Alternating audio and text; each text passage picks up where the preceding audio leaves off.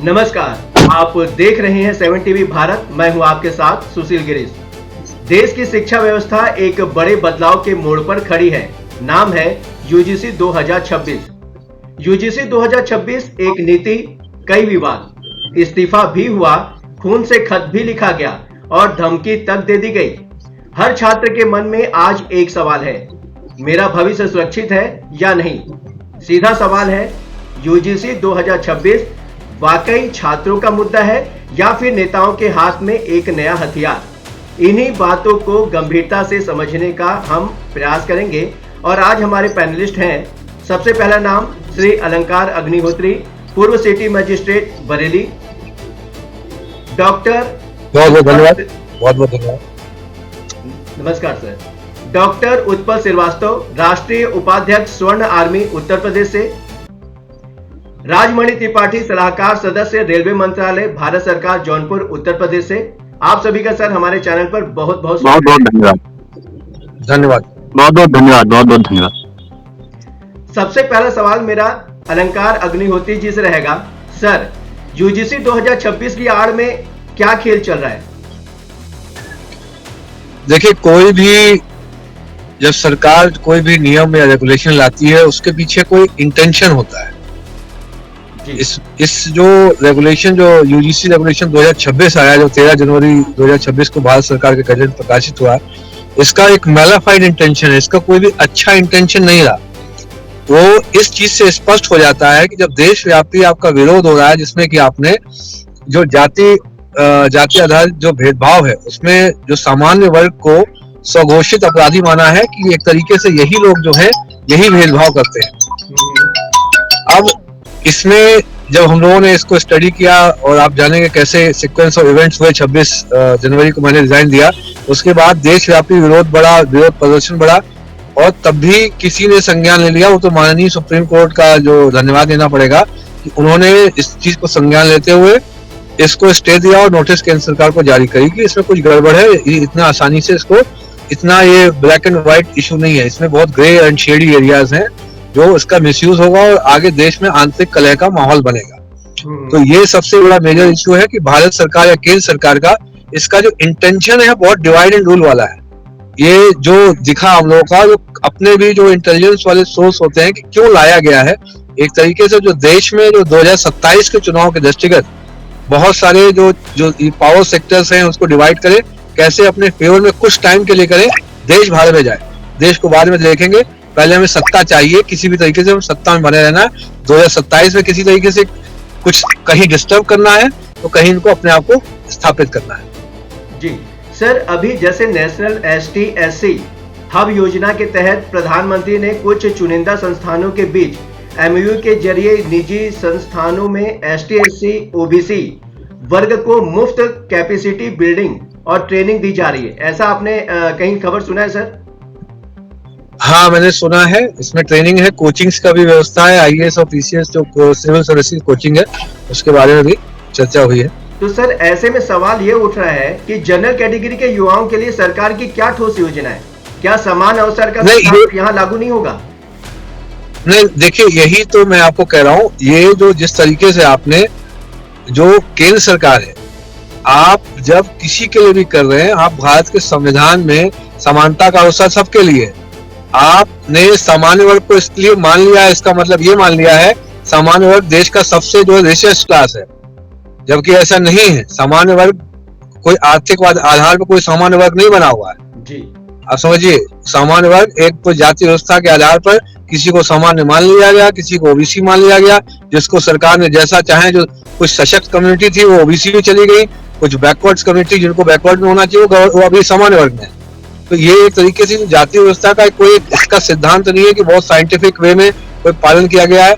अब आप अगर सामान्य वर्ग का अगर वोटर बैंक आपका था, आप उसको बिल्कुल एक दरकिनार कर रहे हैं, हाशिए में कर रहे हैं, सिर्फ इसलिए कि आज आप सशक्त हो गए, आज आप मजबूत हो गए। तो अब आप एक वोट बैंक को टारगेट कर रहे हैं जिसका एक आधार है, और एक जो 40 से 50% जनरल का जो वोट बैंक है उसको दरकिनार कर रहे हैं। तो ध्यान रखिए, ये प्रकृति है जिसने आपको थाली में सजाकर 56 भोग एक 56 इंच के सीने को दिए हैं, आपने क्या किया, जब थाली में आपने खा लिया उसमें तेजाब भरा और अपने जो कोर वोटर बैंक है जनरल को वो तेजाब से मुंह पे आपने थाली फेंक दी।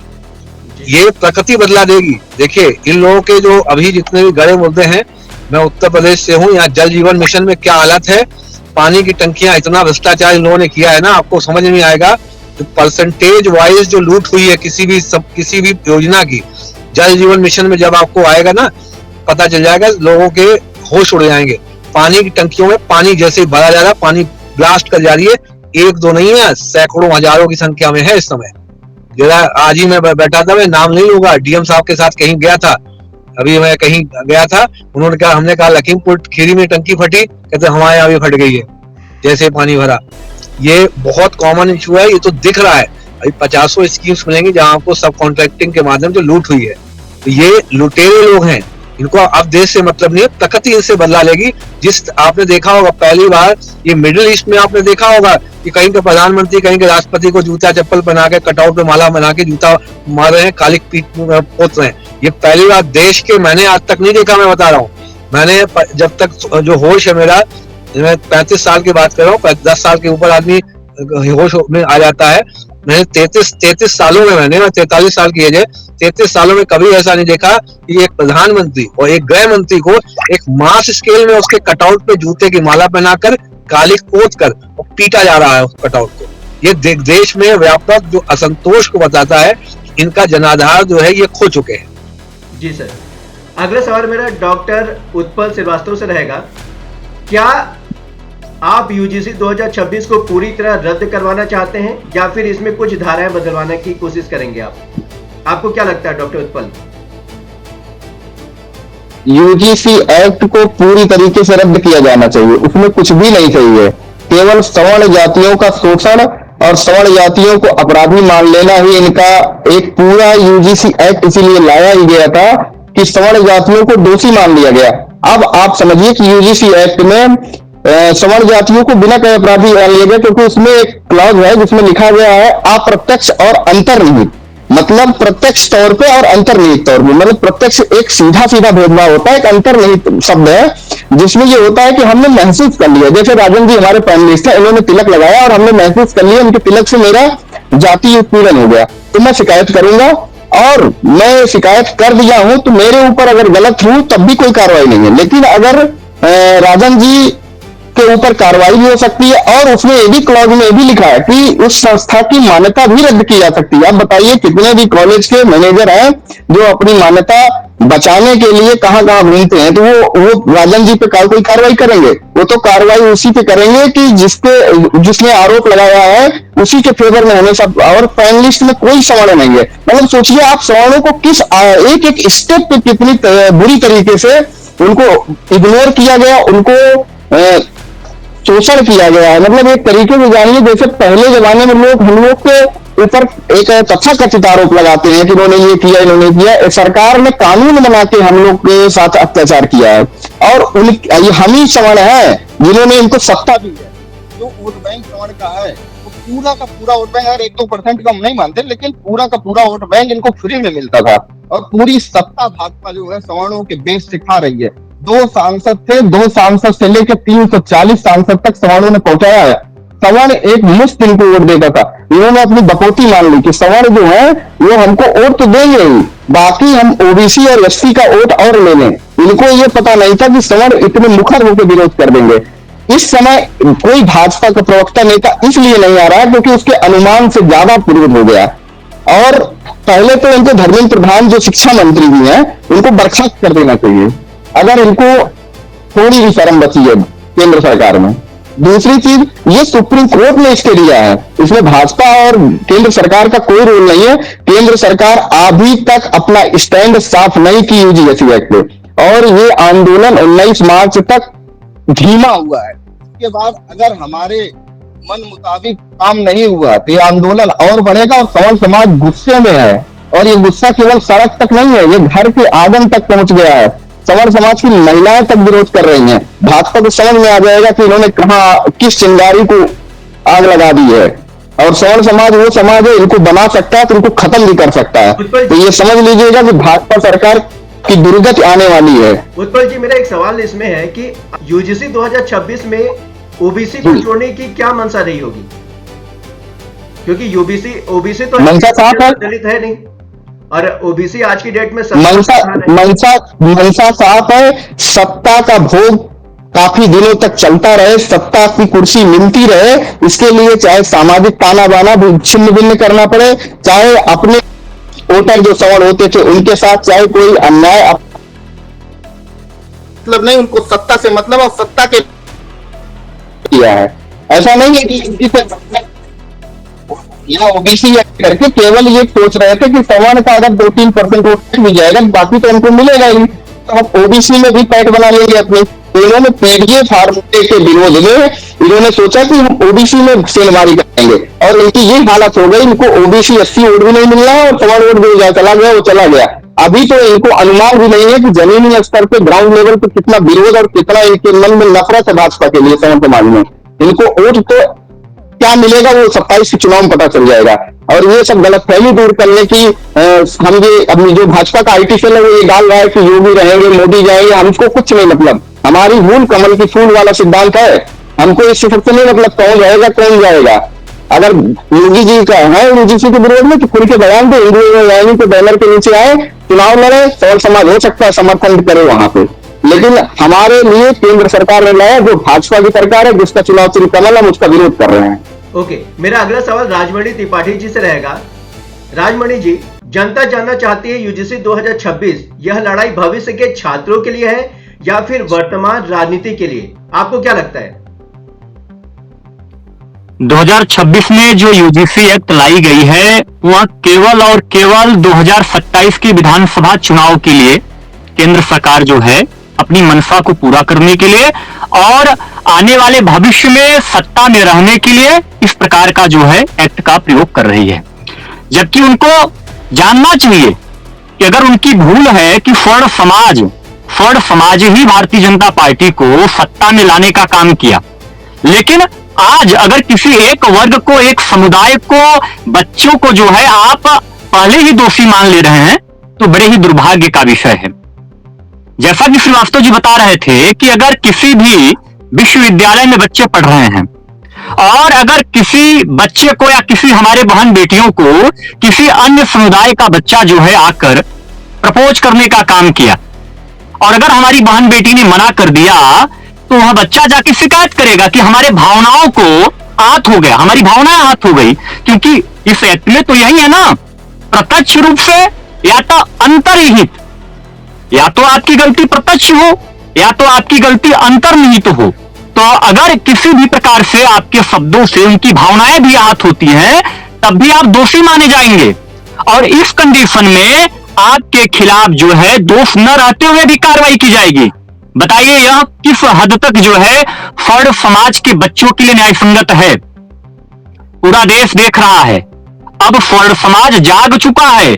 जैसा कि अभी अग्निहोत्री साहब बता रहे थे कि पूरे भारत में इतने जीवन काल में, कालखंड में पहली बार ऐसा हुआ कि सवर्ण समाज रोड पर उतरकर फोटो लगा के प्रधानमंत्री और गृह मंत्री का नाराबाजी के साथ साथ जूते का प्रयोग कर रही थी। फिर भी सत्ता में बैठे अमित शाह को और मोदी को कोई भी फर्क नहीं पड़ रहा है कि एक ऑफिशियल स्टैंड भी जो है यूजीसी एक्ट के अंतर्गत ला दें। लेकिन मैं बता देना चाहता हूं, यह बहुत जरूरी था, हमारे सवर्ण समाज के लिए भी बहुत जरूरी था, जो सवर्ण समाज अपने कंधे पे लेके ढो रहा था भारतीय जनता पार्टी को और कहते नहीं थक रहा था कि भारतीय जनता पार्टी तो हमारी पार्टी है, माननीय मुख्यमंत्री योगी आदित्यनाथ हमारे मुख्यमंत्री हैं, देश के प्रधानमंत्री मोदी जी हमारे प्रधानमंत्री हैं।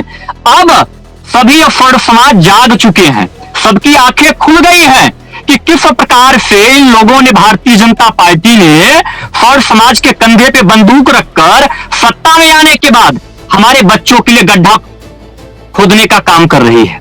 यह बहुत जरूरी था और उन नेताओं का भी जो सवर्ण समाज के हितैषी बनते फिर रहे थे, उनका भी इस मुद्दे पर प्रखर होकर या किसी भी प्रकार से सोशल मीडिया पर भी एक दो लाइन न लिखना, इससे उन सभी लोगों का चेहरा हमारे समाज के सामने आ चुका है और हमारा फड़ समाज जाग चुका है। 2027 के विधानसभा चुनाव में आप देखिएगा पांडे जी कि यही फड़ समाज भारतीय जनता पार्टी को सत्ता से खदेड़ने का काम करेगी। और मैं आज आपके डिबेट के माध्यम से बता देना चाहता हूं कि यही यूजीसी एक्ट अगर 24 मार्च को हम लोग इंतजार कर रहे हैं, अगर अभी तो मैं बहुत बहुत धन्यवाद ज्ञापित करूंगा अपने फड़ समाज की तरफ से माननीय सुप्रीम कोर्ट का, जिन्होंने संज्ञान गंभीरता पूर्वक लेते हुए इस पे तत्काल प्रभाव से रोक लगा दिया है। अगली सुनवाई 24 मार्च को होनी है। हम सभी सनातनी और फड़ समाज 24 तारीख का इंतजार कर रहे हैं, नहीं तो हम लोग सड़क पर उतरकर एक बड़े आंदोलन की तरफ अग्रसर होंगे।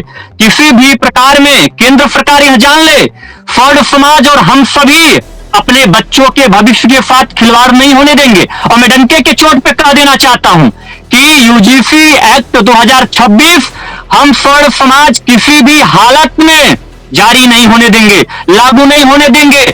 हमारे धमनियों में रक्त बहता है, हमारे धमनियों में पानी नहीं बहता कि आप हमारे फड़ समाज के बच्चों के साथ गलत करने का काम करें और अंधा कानून लाने का काम करें और हम लोग चूड़ी पहनकर जो है इसका विरोध ना करें। मैं फड़ समाज के बच्चों को बता देना चाहता हूं और उन नेताओं को भी बता देना चाहता हूं कि 2027 के विधानसभा चुनाव में आप हम लोगों के बीच दिखाई मत दीजिएगा, नहीं तो आप लोगों का स्वागत जूते और चप्पल की माला पहना कर किया जाएगा। कितना दुर्भाग्य का विषय है, जिन फड़ समाज ने आपको सत्ता में लाया, जो फड़ समाज के लोगों ने आपको विधायक और सांसद बनाया, लेकिन दुर्भाग्य देखिए हमारे देश का, हमारे बच्चों के खिलाफ अंधा कानून लाने का प्रयास किया गया, कानून लाया गया, लेकिन एक भी फड़ सांसद और विधायक के मुंह से एक भी शब्द इस एक्ट पर नहीं निकला। तब तक आप लोग चूड़ी पहनकर किसी पार्टी की रखैल बनकर राजनीति करने का काम करेंगे। मैं बताना चाहता हूं कि अगर आपको चुनाव लड़ना है तो आप विरोध करिए और आइए निर्दल चुनाव लड़िए। सभी फड़ समाज, बनिया समाज आपके साथ है और आपको जिताकर विधानसभा भेजने का काम करेगी। लेकिन अगर आपको लगता है कि आप यूजीसी एक्ट का समर्थन करके 2027 के विधानसभा चुनाव में हम लोगों के बीच आने का काम करेंगे, तो यह आपकी गलतफहमी मात्र है। हम किसी भी हाल में यूजीसी एक्ट को लागू नहीं होने देंगे।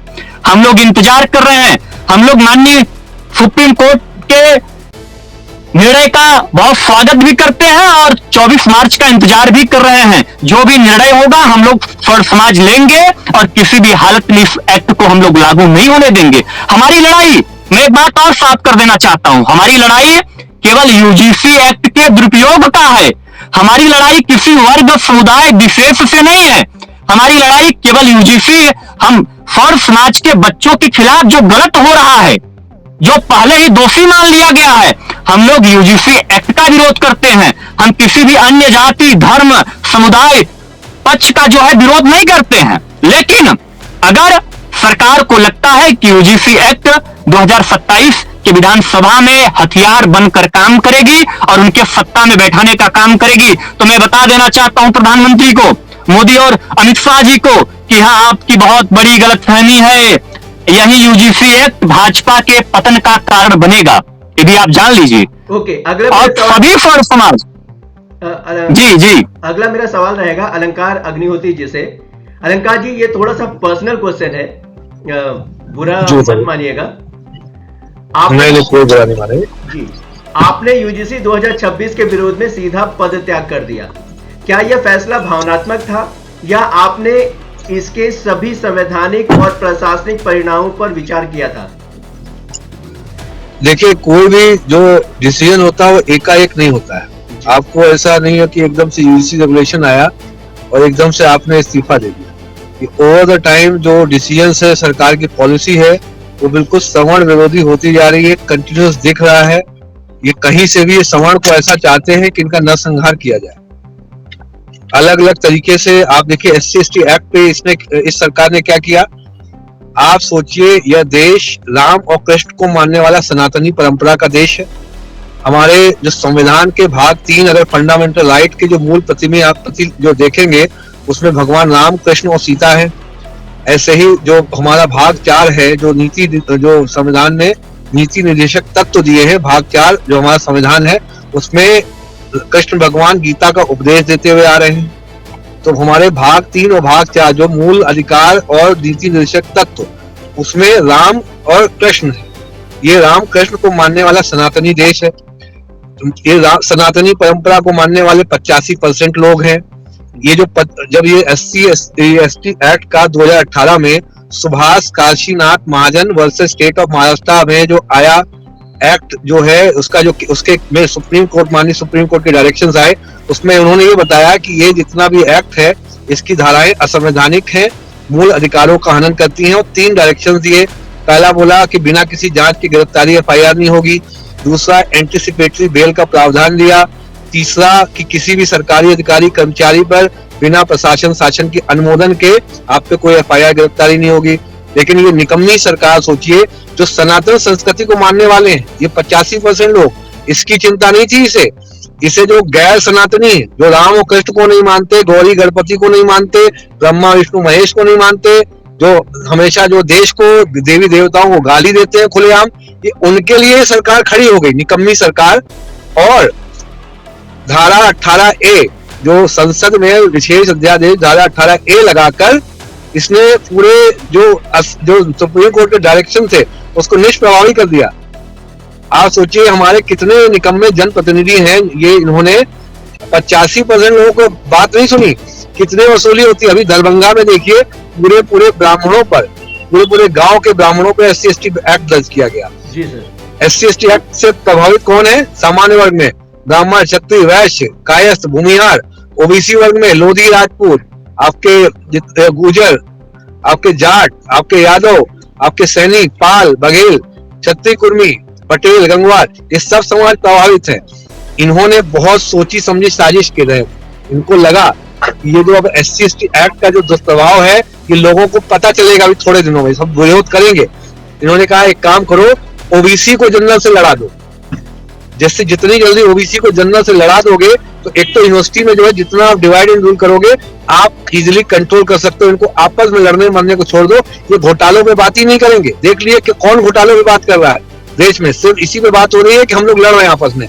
आप देखिए पिछले 1 हफ्ते में कहीं प्रयागराज यूनिवर्सिटी में लड़ाई हो रही है, कहीं BHU में लड़ाई हो रही है, कहीं JNU में, कहीं DU कैंपस में लड़ाई हो रही है। सिर्फ जातिगत जो है आंदोलन और इस चक्कर में लड़ाई हो रही है। इन्होंने बहुत सोची समझी साजिश की। अभी डॉक्टर उत्पल जी ने बोला कि इनको ये नहीं यकीन था कि ये जनरल जो सामान्य वर्ग है एकदम से जो है ये इतना मुखर हो जाएगा। इन्होंने सोचा जैसे SC/ST एक्ट की जो फर्जी एक धारा लगाकर जो हमारे लोगों को सबको परेशान किया गया। जी सर। जो SC/ST एक्ट की जो फर्जी एक धारा जो उन्होंने लगा दी जिसमें हमारे सनातनी लोगों को, जो 85% लोगों का ध्यान दीजिए, ये ऐसे ही सोचे थे निकल जाएगा धीरे से, लेकिन ये कभी अच्छी किस्मत होती है। सूर्य भगवान का वर्ष चल रहा है, मैं हर बार बोलता हूँ ये सूर्य भगवान का वर्ष है। इनके जितने भी जो कुकर्म है, देखिए एप्स्टाइन फाइल आई है, उसके जैसे ही आई तो इन्होंने कितना महिमा मंडन करते हुए क्या बोला कि 25% जो हमारा टैरिफ था उसकी जगह 18% हमने कर लिया है। कितनी बड़ी जीत है। इन्होंने ये नहीं बताया 3% से 18% हुआ है। समझ रहे हैं आप? सर, ये नहीं बता रहे। मोदी जी के बारे में भी तो नहीं बताया जा रहा है ना कि मोदी जी ने इतने अच्छे कांड किए हैं, उसके बारे में सफाई तो दे कम से कम। नहीं, अब क्यों सफाई देंगे? इतने बड़े आदमी हैं, इतने बड़े। जब मैं तो कहता हूँ ये देखिए 2 सरकारें हैं देश में। एक वेस्ट इंडिया जो जैसे ईस्ट इंडिया कंपनी की सरकार अंग्रेजों के टाइम पे होती थी, ऐसे वेस्ट इंडिया कंपनी की सरकार केंद्र में है, राज्य में हो सकती है। जैसे राज्य में कोई बीजेपी की हो सकती है, सपा या कहीं कांग्रेस की हो सकती है, लेकिन केंद्र में सिर्फ वेस्ट इंडिया कंपनी की सरकार है जिसके CEO साहब जो है मोदी जी हैं और एक MD साहब जो है अमित शाह जी। इन दोनों को, इनको कोई मतलब नहीं है देश से। मैं इन सबकी जिस तरीके की कंपनियां होती है, एनालिटिक्स की कंपनियां, मैं सब में काम कर चुका हूँ। ये सिर्फ डिसाइड करते हैं कि इस स्टेटमेंट का, इस पॉलिसी का हमारे वोट बैंक में जीतने की क्षमता में क्या फर्क होता है। ये आदमी को मशीन समझते हैं। मैं 50 एनालिटिक्स कंपनी को जानता हूँ तो इसी पे काम करती है, सोशल इंजीनियरिंग पे काम करती है। इन्होंने सोचा कि बढ़िया आराम से जो है ऐसा करके 2027 का चुनाव आ रहा है, अलग अलग सरकारों पे हम दबाव बनाएंगे। कुछ सरकारों से बनती नहीं है, कुछ सरकारों में जो अभी बजट के ये जितना भी जैसे राज्य सरकार का बजट होता है, कोई स्कीम होती है, उसमें ये इनका मॉडस ऑपरेंडी होता है कि उस स्कीम में बाहर से कंपनियां लाते हैं, ठेका उस कंपनी को मिलता है, वो सब कॉन्ट्रैक्टिंग के माध्यम से 10 से 30% का कट लेके वो निकल जाता है। और वो सबलेट करता है या जो सब कॉन्ट्रैक्टिंग करता है दूसरी कंपनी को, वो काम करती है। अब जल जीवन मिशन में आपने देखा होगा, जल शक्ति मंत्री और ब्रजभूषण सिंह राजपूत आपस में लड़ रहे। जब ये बताइए, जब 30-40% बजट का पैसा लूट लिया गया होगा तो काम होगा कैसे? तो इसीलिए लड़ाई चल रही है ये आपस की, जो जैसा आप बता रहे, ये लूट का माल कितनी तेजी से शिफ्ट कर ले। संवर समाज को टेकन फॉर ग्रांटेड लेने की जो इनकी हमेशा से कला रही है, संवर समाज ने कभी मुखर विरोध नहीं किया है, क्योंकि संवर समाज खोया हुआ है था। उनको ये लगता था ये हमारे फैसले हमारे लिए लेंगे। आप सोचिए, हमारे इतने अकलमंड जो बेशर्म जनप्रतिनिधि बैठे हुए एमपी एमएलए, उन्होंने अभी तक, जो कलराज मिश्र ने भी 29 जनवरी को बोल दिया था कि ये जो रेगुलेशन है असंवैधानिक है, लेकिन इन्होंने आज तक एक शब्द नहीं बोला है। आप सोचिए, ये आपकी ना हमारी सरकार है, ये कॉर्पोरेट कंपनी के जो एम्प्लॉय के रूप में काम कर रहे हैं, इनका कोई जनाधार नहीं है। अभी उत्पल जी ने बोला ना कि जमीन खिसक चुकी है। आज की डेट में वो 0 सीट पे बैठे हुए, बहुत रिस्पॉन्सिबिलिटी के साथ, एडमिनिस्ट्रेटिव कैपेबिलिटी के साथ बता रहा हूँ। जब आप कभी भी चुनाव लड़ने जाते हैं, आपने देखा होगा ओपिनियन पोल जो होता है 1 से 3% मार्जिन पे काम करता है। 3% पे दुनिया उलट पलट जाती है। 3% में 300 की जगह 100-300 हो जाता है। यहाँ 40% दुनिया उलट चुकी है। ये 0 में बैठे हुए हैं। ये अभी अपने आप को बहुत दम में नहीं है। हमें आपको लग रहा है बहुत दम में, अंदर बहुत हालत खराब है। इनके जो संघ हैं, जो जिसके साथ में काम कर रहे हैं, सब एंटी एक दूसरे से लड़ रहे हैं। संघ में स्प्लिट हो चुका है। कई जितने भी कार्यकर्ता हैं मंडल लेवल से लेके सब रिजाइन कर रहे हैं, क्योंकि डेली हमें कॉल आते हैं। आज मैं अगर डेली मीटिंग कर रहा हूँ, आज मैं शामली में था, आज बागपत में था, सबसे मीटिंग की है। वहां जिन्होंने रिजाइन किया उनके साथ मीटिंग की है मैंने। तो जनाधार ये खो चुके हैं। आपको देखिए, ये बहुत इनकी बुरी हालत होने वाली है। ये जो ओडवेल से शिफ्ट हुआ है, ये मरता मर जाएगा, इनको वापस वोट नहीं करेगा, आप देखिएगा। क्योंकि ये जो है खुद ऐसे काम कर रहे हैं कि आपकी बहू बेटियों की इज्जत टूटेगी। ऐसे काम कर नरसंहार होगा आपका ये। जी सर, सही है। अगला सवाल मेरा डॉक्टर उत्पल श्रीवास्तव जी से रहेगा। सर, आपके संगठन के अध्यक्ष द्वारा खून से लिखा गया पत्र पूरे देश में चर्चा का विषय बना। मैं ये जानना चाहता हूं, क्या लोकतंत्र में अपनी बात रखने के लिए इतना चरम प्रतीकवाद जरूरी था? पांडे जी, ये बताइए, बात रखी कहां है? सुनने वाला कौन है? एक हमारे प्रदेश का उप मुख्यमंत्री विधानसभा में खड़ा होकर कहता है कि मैं प्राइवेट सेक्टर में रिजर्वेशन डंके की चोट पे लाऊंगा, और वहां सवर्ण समाज के कई प्रतिनिधि बैठ के हंसते हैं और मेज चपकाते हैं। बात कौन रखे और कहां रखे, कौन सा प्लेटफॉर्म है रखने का? कोई हमारी बात सुन रहा है? यूजीसी के मुद्दे पे अगर सवर्ण समाज में इतनी जागरूकता और एकता न दिखाई होती तो क्या बात ये जाती? और अगर हम लोगों ने दिखाया भी तो आप बताइए कि सरकार की तरफ से कोई नुमाइंदा बोला इस पे? सब चुप है, कोई नहीं बोला। तो प्लेटफॉर्म आप बताइए कहां रखा जाए? अभी इलाहाबाद यूनिवर्सिटी में एक नारा लगा है, भूरा बाल साफ करो, एक नारा लगा। अब हम उसमें जाति समूह में आते हैं, जिसमें उन्होंने उसको जोड़ा है मुनियार, राजपूत, कायस्थ और ब्राह्मण। अब इसकी शिकायत हम कहां करने जाएं? कौन सी ऐसी संस्था आप बता दीजिए, हम वहां शिकायत कर दें। यूजीसी कानून हम लोग का यही तो शोषण का तरीका है। अभी SC/ST एक्ट कम था जो हम बोल रहे थे, जैसे अलंकार सर, नेत्री सर बता रहे हैं कि इन्होंने सुप्रीम कोर्ट के आदेश को 18A के तहत पलट दिया पूरा। सुप्रीम कोर्ट ने जो आदेश दिया था उसको पूरा पलट दिया, और हमारे बेशर्म सवर्ण समाज के सांसद ही उसमें साइन किए हैं। और ये यूजीसी एक्ट जो लाए हैं, आप इसकी लिस्ट उठा के दीजिए, भाजपा के कई ऐसे सवर्ण सांसद हैं जो इन्होंने जिस कमेटी में थे उस कमेटी में साइन किया है, उनके मुंह से आवाज तक नहीं निकली कि अगर उन्होंने साइन नहीं किया है तो ये कहते कि हमने ये कमेटी में जो डिसीजन हुआ था ये हमारा साइन किया हुआ डिसीजन नहीं है। अगर यही बोल देते तो हमारे समाज को बल मिलता। ना उन्होंने वहां बोला, ना तो भाजपा का कोई प्रतिनिधि बोला, ना तो सरकार का कोई प्रतिनिधि बोला। बताइए सवर्ण समाज कहां अपनी बात कहां रखे, किस प्लेटफॉर्म? भाई हम खून से पत्र लिख सकते हैं। आज हमारे बहन बेटियों की इज्जत लूटी जा रही है। अभी तो जो है वही है। कल कॉलेज लेवल पे हमारे स्कूल कॉलेज में बच्चियां जाएंगी, हमारे समाज की बहन बेटियां जाएंगी, वो क्या महसूस करेंगी? उनके साथ कितना शोषण होने वाला है आप ये समझिएगा। तो उनकी बात मान लें। हर मंच से ब्राह्मणों को टारगेट करके कहा जाता है कि बहन बेटी का रिश्ता कर लो। अरे भाई, बेटी का रिश्ता करने से जातिवाद अगर खत्म हो जाता तो रामविलास पासवान भी किए थे, भीमराव अम्बेडकर भी किए थे, खत्म हुआ। बेटी का रिश्ता तो हम अपने एक दूसरे में समझ नहीं कर रहे हैं। हम लोग का अपना एक अंतर व्यवस्था है जिसके तहत हम लोग बेटियों का रिश्ता करते हैं। अगर बेटियों का रिश्ता करने से जाता तो भीमराव अम्बेडकर ने ब्राह्मण की लड़की से शादी किया था, रामविलास पासवान ने किया था, तो अब तक तो चला जाना चाहिए था। फिर आप आरक्षण लेके क्यों बैठे हो? आरक्षण की समीक्षा होनी चाहिए कि नहीं होनी चाहिए? आप बताइए, आप मीडिया के इतने बड़े पत्रकार हैं, आप बताइए आरक्षण की समीक्षा के लिए आज तक किसी ने आवाज उठाई? कोई भी प्रतिनिधि बताइए, जनप्रतिनिधि या किसी सरकार में बताइए, समीक्षा क्यों नहीं होनी चाहिए? क्या ब्राह्मण, क्षत्रिय, कायस्थ इसमें गरीब लोग नहीं रहते हैं? क्यों इनको इस तरीके से मान लिया गया कि ये सक्षम है, समृद्ध है और इनको किसी चीज की जरूरत नहीं है? और जितने अत्याचार अन्य समाज पे होते हैं यही लोग करते हैं, ऐसा क्यों मान लिया जाता है? तो किसी भी चीज की समीक्षा और शिकायत कोई प्लेटफॉर्म मिलेगा तब तो हम लोग जाएंगे। उत्पल जी, प्लेटफॉर्म है हम लोग के लिए। उत्पल जी, इसी में मेरा एक आपसे सवाल है, आपकी मुख्य आपत्ति क्या है? शैक्षणिक, सामाजिक या फिर संवैधानिक? हमारी तीनों तरीके से हमारा शोषण हो रहा है, यही बात तो मैं समझाना चाह रहा हूँ। शैक्षणिक शोषण इसलिए हो रहा है कि यूजीसी एक्ट तो अभी नया है, SC/ST एक्ट कम था, कॉलेज में SC/ST एक्ट भी लगते हैं। अभी यूजीसी एक्ट जो कॉलेज लेवल पे, जब हम 12th पास करके कॉलेज में जाते हैं तो वहां थोड़ा बहुत आप देखेंगे जाति भेदभाव, धार्मिक भेदभाव नहीं रहता। हम लोग की जो दोस्ती होती है इस लेवल पे, वहां जाति का कोई मायने नहीं रहता था। लेकिन आज की डेट में जब यूजीसी आ जाएगा तो हम एक दूसरे की जात पहले पता करेंगे, तब दोस्ती करना चाहेंगे, और जात के तर्क पे बैलेंस बढ़ेगा वहां। तो हमारा जो शैक्षणिक शोषण है यही तो है। अब ये बताइए कि अगर एक नंबर हम रिजर्वेशन का जो है वो शैक्षणिक शोषण तो है, रिजर्वेशन देने वाले क्या हमारे ब्राह्मण समाज में, हमारे कायस्थ समाज में, हमारे क्षत्रिय समाज में ऐसे बच्चे नहीं है जो गरीब हैं, जिनके पास सुविधाएं नहीं है?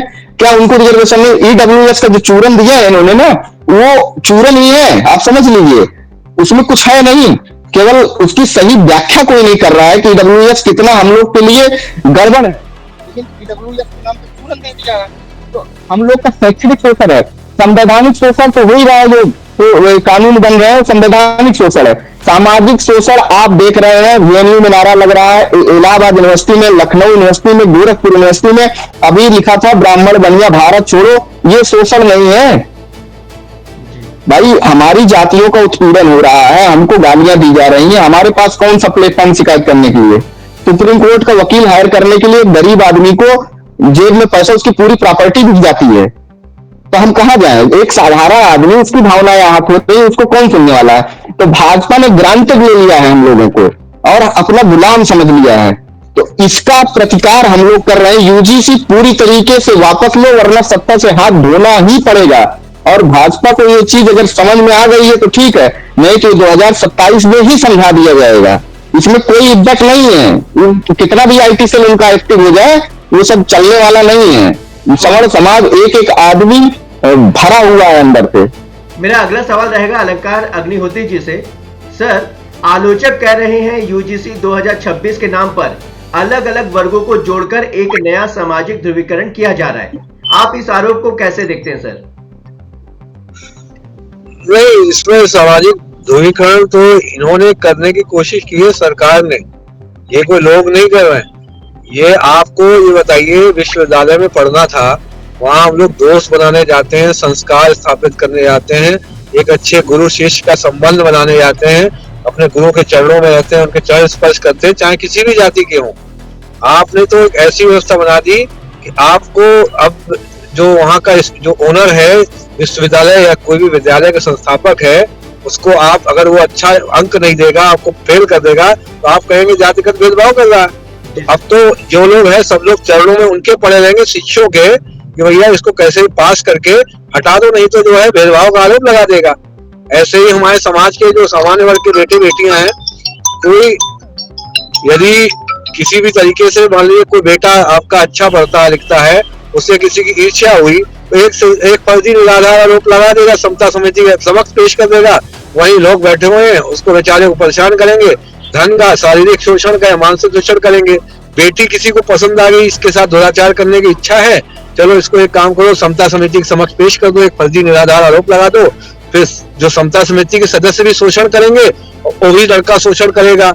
और शोषण क्यों करेंगे? क्योंकि नहीं तो बोलेंगे हम तुम्हारी जो है जो चरित्र हनन करेंगे, पूरी दुनिया को बताएंगे तुम भेदभाव करते हो और हमारा तो पूरा सिस्टम सेट है तुम्हारा चरित्र हनन करने के लिए। वो बेचारी या तो आत्महत्या करेगी या शोषण में मजबूर हो जाएगी। ये जो बच्चे जो निकलेंगे जिंदा लाश होकर निकलेंगे और हमें ऐसा लग रहा है सामान्य वर्ग प्रभावित होगा, ऐसा नहीं है। जब दो सर लड़ते हैं तो दोनों सरों को चोट निकलेगी, और जब ये बाहर निकलेंगे यूनिवर्सिटी से तब ये दोनों लोग इतना आंतरिक कलक में पूरा समाज होगा, इस सिविल वॉर सिचुएशन डेवलप करेगा। मैं आपको बता दे रहा हूँ, ये जितने केंद्र सरकार के जो नुमाइंदे बैठे हुए हैं ना, ये नुमाइंदे नहीं है, ये जो कंपनी के जो सीईओ एमडी के रूप में और उनकी जो पूरी जो सीबीआई, इनकम टैक्स और ईडी के माध्यम से पूरे देश पे जो ये कब्जा करके बैठे हुए हैं, बिल्कुल सिकंजे में, कोई बोल नहीं पा रहा है। आप सोचिए ये कितने अक्लमंद हमारे एमपी एमएलए हैं, बोल तक नहीं पा रहे हैं। अरे किस लिए बैठे हो, तुम्हें समझ में नहीं आ रहा? तुम चुने हुए प्रतिनिधि थे, जन प्रतिनिधि हो, तुम्हें हमारी बात रखनी है। अब ये ऐसा नहीं रखेंगे तो देश में एक टाइम पे देखिएगा, आर्मी को जो बाहर सुरक्षा देती है ना, वो अंदर हमें सुरक्षा दे रही होगी कि आपस में हम लोग लड़ कर रहे होंगे। तो ये सरकार की साजिश है। मैं कह रहा हूँ केंद्र सरकार जो है, पता नहीं ये एक हमारे, सोचिए एक गुजराती थे सरदार पटेल, 562 रियासतें जोड़ दी, पता नहीं ये दो कौन से गुजराती आ गए हैं जो देश को तोड़ने में लगे, देश की आत्मा को तोड़ा है इस बार। आप इतनी सोचिए कितनी जो लेडीज हैं, कितनी हमारे समाज की जो है औरतें हैं, उन्होंने किस तरीके से इनको आंख कराख के साथ आहें दी हैं इनको। ये देखिएगा, ये सरकार तो जाएगी, ये सरकार आप ये वापस ले या न ले, सरकार जाएगी, क्योंकि इनको दंड जो है इस बार सरकार नहीं प्रकृति देगी, सब लोग देंगे। सवर्ण समाज नहीं, ओबीसी समाज भी देगा, क्योंकि SC/ST एक्ट भी लाया है। पूरी मुहिम हमारी चल रही है इस समय। 7 तारीख का आंदोलन था हमारा, ये सनातन स्वाभिमान यात्रा हाथरस से स्टार्ट हुई थी, उसकी परमिशन नहीं थी मिली यात्रा करने की, लेकिन आज देखिए, आज पता चला होगा लोधी जो सभा ने लखनऊ में बैठक की है। हम इन पे गर्व करते हैं, मैं सही में गर्व करता हूँ, लोधी समाज, कुर्मी समाज पे गर्व करता हूँ। इनके नेताओं में रीढ़ है, दम है। ये अपनी लोधी समाज की बैठक हुई है लखनऊ में, कल हुई है या आज हुई है, और मैं लोधी समाज की पूरे जितने भी जन नेताओं की, और हम लोग जब मांगने जाएंगे, कोई भी सभा की अनुमति मांगने जाएंगे तो कहेंगे जातिगत सभाओं के लिए अनुमति नहीं मिलेगी, लेकिन लोधी समाज ने करी सभा, मुझे बड़ा गर्व है उनपे। मैं ये नहीं कह रहा हूँ, बहुत गर्व है। सभी को अपनी सभाओं की अनुमति है, होनी चाहिए। ये सिर्फ जहां सवर्ण समाज की जो सभाओं की अनुमति होगी तहां निरस्त करना चाहेंगे। तो ये बहुत ही निकम्मे लोग हैं। मैं तो अब तो पहले मुझे लगता था कि शायद ये अनायास कर रहे, बहुत सोची समझी प्लानिंग के तहत देश के फैब्रिक को तोड़ने के लिए। हुआ क्या है, देखिए हिंदू मुस्लिम एक लिमिट तक कर चुके हैं। अब इनकी हो चुकी है 3 टर्म जो है एंटी इनकम्बेंसी आ रही है। अब उस एंटी इनकम्बेंसी को बचाने के लिए, और राज्यों पे किस तरीके से, राज्यों के बजट पे कितनी लूट करी जाए, क्योंकि चुनाव आ रहे हैं, इनको पूरे राज्य से पैसा चाहिए, हर राज्य से पैसा चाहिए, हजारों करोड़ों की। आप जानते हैं चुनाव में black money and white money का रोल अलग होता है। 70 लाख रुपए अगर चुनाव के लिए सांसद में होते हैं, एक्चुअली में खर्च होते हैं 7 करोड़। 70 लाख तो दिखावे के लिए है वो, 7 करोड़ पीछे से कितनी दारू बढ़ती है, कितने वस्त्र, कितने आपको साड़ियां बांटी जाती हैं, कितनी घड़ियां बांटी जाती हैं, कहीं साइकिलें बांटी जा रही है, कहीं ट्राईसाइकिल बांटी जा रही है, उसका कोई यहाँ रिकॉर्ड नहीं होता है। ये सब ब्लैक मनी से फंड होता है। और जो ब्लैक मनी डिवाइड कैसे होती है, यही राउंड ट्रिपिंग करी जाती है, जो सब कॉन्ट्रैक्टिंग वाली कंपनीज के माध्यम से। तो ये सब का इनका उद्देश्य है, क्योंकि हम लोग देखिए पढ़े लिखे लोग हैं, तो ऐसे कॉन्स्पिरेसी नहीं बोल रहे हैं, ये है इसीलिए बोल नहीं पा रहे। एक भी देखिए इनका हाई प्रोफाइल कोई भी नेता नहीं बोला होगा। कलराज मिश्र जी ने बोल दिया 29 जनवरी को कि ये रेगुलेशन असंवैधानिक है, लेकिन फिर भी कोई अभी तक नहीं बोला है। तो मैंने स्टेटमेंट दिया था, न तो यहाँ लोकतंत्र बचा है, न जनतंत्र है, न गणतंत्र है, यहाँ से ब्रह्मतंत्र है। ऐसा लग रहा है कि हमारी सरकार। सर, क्या आपको लगता है कि सरकार इस दबाव में यूजीसी 2026 को वापस ले सकती है? यूजीसी 2026 नहीं आएगा, नहीं तो देश में विद्रोह हो जाएगा। मैं आपको साफ साफ कह रहा हूँ, देश में ऐसा विद्रोह हो जाएगा कि ये लिटरली आपको देखेंगे, आज तक आपने सोच ही नहीं सकते, नेपाल से ज्यादा बदतर सिचुएशन हो जाएगी यहाँ। ओके, अगला सवाल मेरा राजमणि त्रिपाठी जी से रहेगा। क्या आज के आंदोलनों में तर्क से ज्यादा प्रतीक और आक्रोश हावी हो गया है? आपको क्या लगता है राजमणि जी? देखिए, जब पांडे जी, जब खुले मंचों से अलग अलग विश्वविद्यालयों में यह नारा दिया जाएगा कि ब्राह्मण तेरी कब्र खुलेगी, ब्राह्मण तेरी कब्र खुलेगी, बीएचयू की छाती पर, बीएचयू की धरती पर, तिलक तराजू ले तलवार, उनको मारो जूते चार, ऐसे नारा अगर खुले मंच से लगते रहेंगे तो यहाँ पर तर्कों का नहीं, हर प्रकार से असंवैधानिक जो है हत्याएं हो रही हैं, मानवीय हत्याएं हो रही हैं, जातीय हत्याएं हो रही हैं। संविधान की पालन करने वाले लोग, संविधान की बात करने वाले लोग अब आपस में जो है हिंदू मुस्लिम करके जो है खाली हो गए। अब हिंदू को लड़ाने पे आ गए हैं, अन्य जातियों को अन्य जातियों से लड़ाना चाह रहे हैं।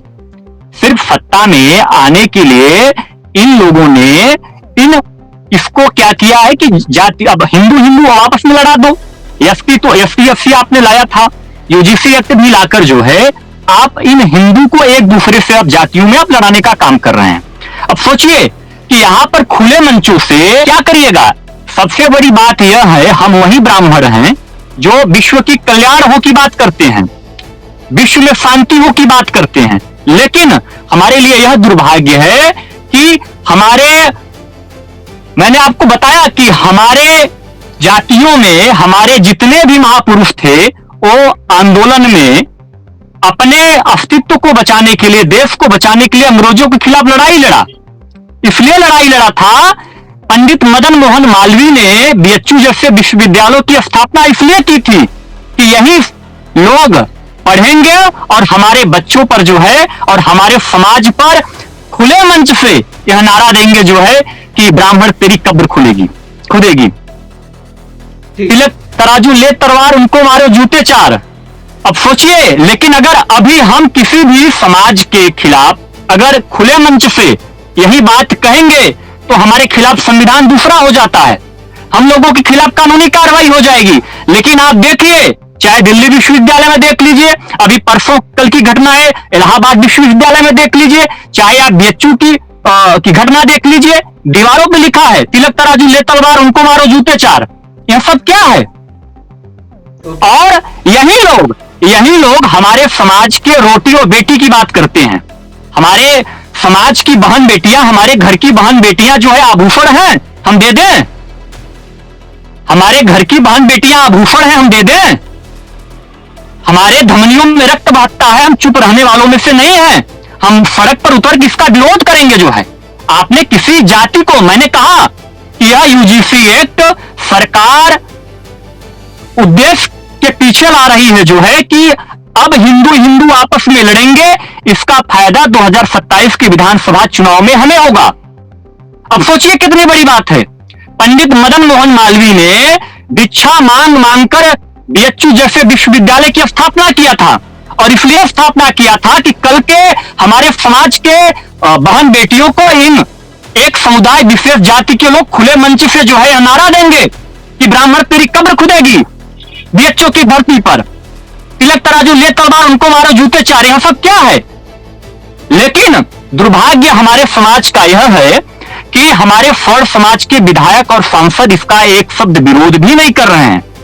अब विरोध करेंगे तो पार्टी के खिलाफ होंगे, गद्दार कहलाएंगे, टिकट नहीं मिलेगा। लेकिन हमारा फौड़ समाज अब जाग चुका है जो है, हम लोग, हमारे धमनियों में रक्त बहता है, संचार होता है, हम लोग सड़क पर उतर के सड़क से लेकर सदन तक इसका विरोध करने का काम करेंगे। ओके, अगला सवाल मेरा उत्पल श्रीवास्तव जी से रहेगा। उत्पल जी, अगर सरकार यूजीसी 2026 वापस नहीं लेती है तो आप लोगों का आंदोलन कैसा होगा? आपने क्या सोच रखा है, क्या रोड मैप है आपका भविष्य का? अभी अलंकार अग्निहोत्री सर ने कहा कि ना गृह युद्ध हो जाएगा। ये समझ लीजिए कि जीते जी तो मरना ही है, तो लड़के मरना है। अगर कोई इस तरीके से मर गया घर बैठ के तो उसको साधारण मृत्यु हुई, लेकिन अपने समाज के लिए अगर लड़ते हुए मर गए तो शहीद कहलाएंगे। तो बस यही है कि जब आने वाली पीढ़ियां या तो कायर कहेंगी या गद्दार कहेंगी, ना कायर कहलवाना ना गद्दार कहलाना। आंदोलन के लिए जो कुछ देना होगा, चाहे अपनी जान तक देना हो, चाहे सरकार फांसी दे दे, कुछ भी करना पड़े, सब किया जाएगा। लेकिन इस आंदोलन का अगर जब तक जीवित रहेंगे तब तक विरोध करेंगे, क्योंकि सरकार ने अब हद कर दिया है और यूजीसी एक्ट ये सरकार के ताबूत की आखिरी कील होगी अगर उसको वापस नहीं लेती है। तो मेरा हाँ बोलिए, कंटिन्यू कीजिए प्लीज। हमारा विरोध किसी जाति से नहीं है, चाहे वो बैकवर्ड क्लास में चाहे जो जाति हो चाहे जो जाति हो। हमारा सरकार की नीतियों का विरोध है।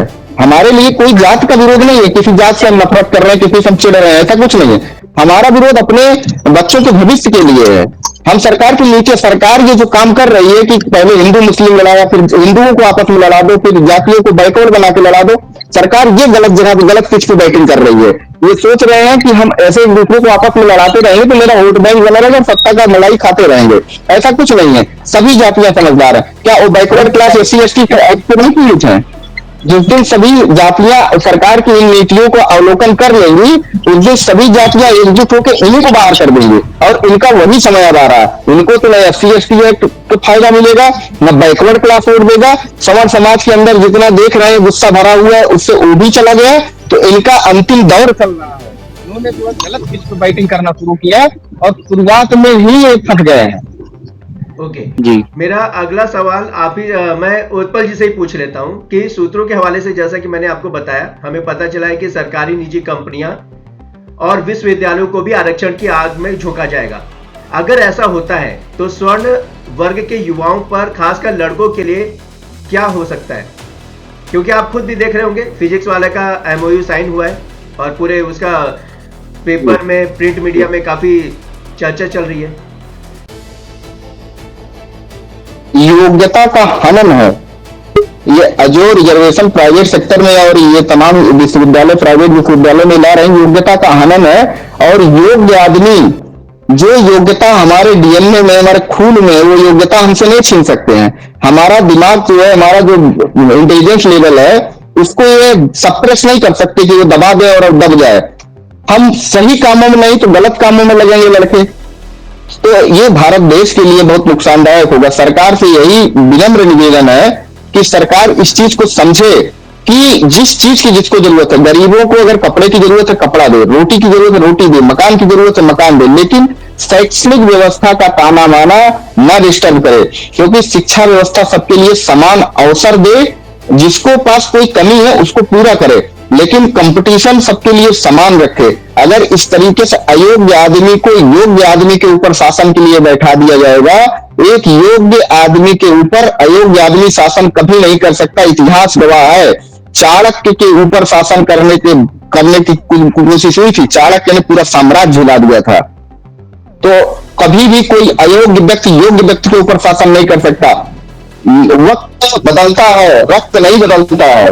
वक्त जो है आप बदल सकते हैं कानून बना के, लेकिन रक्त हमारा वही है, हमारा इंटेलिजेंस लेवल वही है। नेताजी सुभाष चंद्र बोस एक ऐसे व्यक्ति आजाद हिंद फौज का गठन कर दिए थे नेहरू जी के विरोध के बावजूद, लेकिन इकलौता ऐसा आदमी था जो नेताजी सुभाष चंद्र बोस को कहता था कि अगर नेताजी चाहे तो हम पार्टीशन नहीं चाहते हैं, नेताजी के नेतृत्व में हम भारत और पाकिस्तान डिवाइडेशन नहीं चाहते हैं, हम एक रह के हम उनके नेतृत्व में काम करना चाहते हैं। तो और नेताजी ने आजाद हिंद फौज का गठन भारत में रहकर नहीं किया, दूसरी धरती पे जाके किया। तो एक योग्य आदमी वो कहीं भी रहेगा, अपनी योग्यता से सब कुछ कर सकता है। तो एक योग्य आदमी के ऊपर अयोग्य आदमी शासन नहीं कर सकता। कुछ दिन उसके ऊपर राज करने के खुश हो सकता है, लेकिन कभी शासन नहीं कर सकता है। तो ये जो अब सरकार कर रही है, सरकार अपने वोट बैंक के लिए कर रही है। सोचिए बैकवर्ड क्लास उनसे खुश हो जाएगा, ऐसा कुछ नहीं होगा। देश गृह युद्ध की तरफ चला जाएगा, देश अयोग्यता के भर जाएंगी, देश में दुनिया भर की परेशानियां आ जाएंगी और जो योग्य व्यक्ति है या तो पलायन कर जाएंगे या यहीं पे सामूहिक नरसंहार होने लगेगा। ये आ जाएगी जो गृह युद्ध है ना, वो गृह युद्ध यही से शुरू होता है कि अगर योग्य व्यक्ति को अवसर नहीं मिलता है तो गलत तरीके से अपने अवसर को कोशिश करता है कि उसमें से हम एक्सट्रैक्ट करें जो कुछ है। देखिए आप जितने भी गलत तरीके के जितने भी माफिया वर्ग पैदा होते हैं वो या तो पीड़ित होते हैं, लेकिन आप उनका इंटेलिजेंस लेवल कभी किसी आप पुलिस अधिकारी से बात करिए किसी बड़े माफिया के बारे में, वो ये जरूर कहते हैं कि उसका इंटेलिजेंस लेवल बहुत तेज है। उसका इंटेलिजेंस लेवल इसीलिए तेज होता है कि उसको कहीं ना कहीं या तो उसके साथ शोषण हुआ है या तो कहीं ना कहीं उसके ऊपर कोई अयोग्य व्यक्ति शासन करने की कोशिश किया है। हम ये नहीं कहते समाज में कि गलत चीजें हैं, लेकिन हम ये समझाने की कोशिश कर रहे हैं कि कहीं ना कहीं ये गलत चीजों के देश में यही सब चीजें होती है जो सरकार की गलत नीतियां होती हैं या हमारे समाज की गलत नीतियां होती हैं।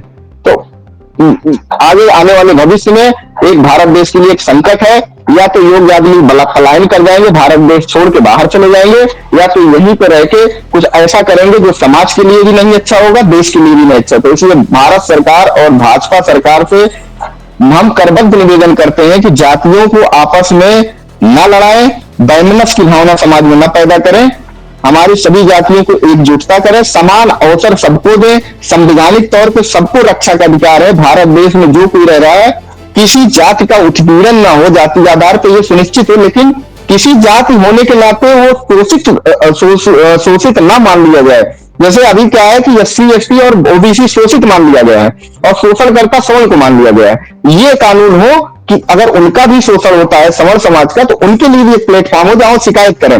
जो कमेटी गठित है उसमें सवर्ण समाज का प्रतिनिधि हो, जैसे कि यूजीसी एक्ट में नहीं है, तो सवर्ण समाज का उसमें भी प्रतिनिधि हो। हर समाज की भागीदारी हो, हर समाज, किसी को जात के आधार पर, किसी को संख्या के आधार पर मौके ज्यादा नहीं मिलने चाहिए, किसी की योग्यता के आधार पर अवसर दिया जाए। बस यही हमारा कहना है सरकार से और भाजपा से। जी, और फाइनल जो मेरा टेक यही रहा, आज का जो पूरा मैंने आप सबको सुना उस पर मैं यही बोल पाऊंगा कि आज हमने आरोप भी सुने, तर्क और दावे भी। अगर सवाल सही लगे तो आवाज उठाइए, अगर जवाब अधूरे लगे तो सवाल और पूछिए, क्योंकि लोकतंत्र में खामोशी नहीं, सवाल सबसे ताकतवर हथियार होता है। आज जवाब मिला या नहीं मिला, फैसला मैं जनता के हाथ में छोड़ता हूं, लेकिन एक बात साफ है, यूजीसी 2026 पर लड़ाई सिर्फ नीति की नहीं है, नीयत की भी है। अब तय आपको करना है, छात्र, नेता या फिर जाति।